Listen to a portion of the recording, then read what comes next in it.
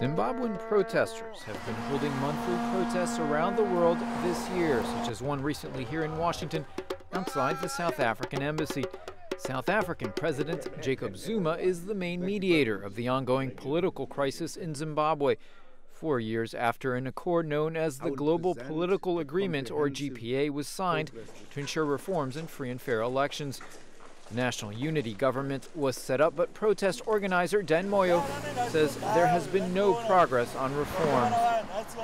We are saying, Mr. Zuma, as we stand here as Zimbabweans, we are calling upon you to use the powers vested in you as the mediator of the GPA in Zimbabwe to ensure that there is a roadmap to free, fair and indisputable elections. One stipulation is that there must be constitutional change before the next round of voting.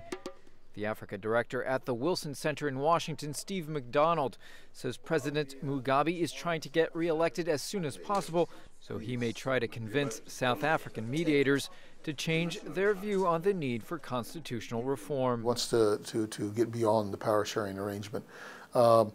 He's under pressure, as you know, from the South Africans who have declared they will not recognize or work with him if the preparations for the elections do not precede it, and the main thing there is the constitutional referendum.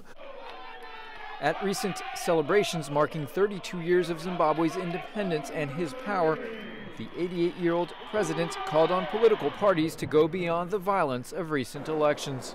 That we must take absolute care and caution and ensure that the fights of yesterday are buried in the past.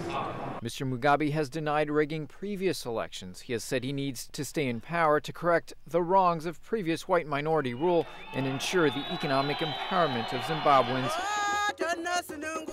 Back in Washington, Nyari Joe sang opposition protest songs. She said Zimbabweans inside Zimbabwe are not free to question anything related to Mr. Mugabe or his ZANU-PF party. I want everybody in my country to be able to do anything because it's a free country. Because Mugabe now, you can't talk about the name of Mugabe, you go in jail. You can't even laugh when ZANU-PF is there, you go to jail. The protesters warned if there is not more pressure against President Mugabe, that he would remain in power as long as he is still alive through stalling tactics or rigged and violent elections. Efforts to reform the Constitution have gone slowly, while no date has been set for the looming presidential and legislative election. Nico Columbus, VOA News, Washington.